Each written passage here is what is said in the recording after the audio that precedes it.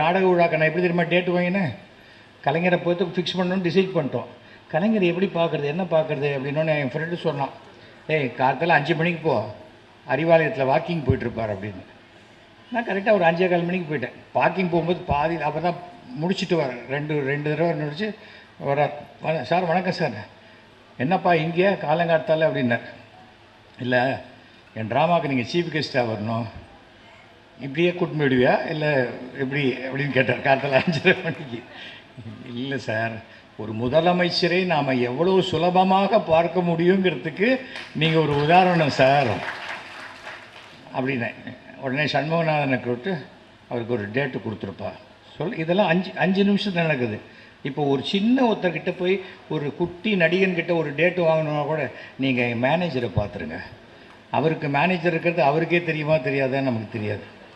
ஆனால் சண்முகநாதன் என்பவர்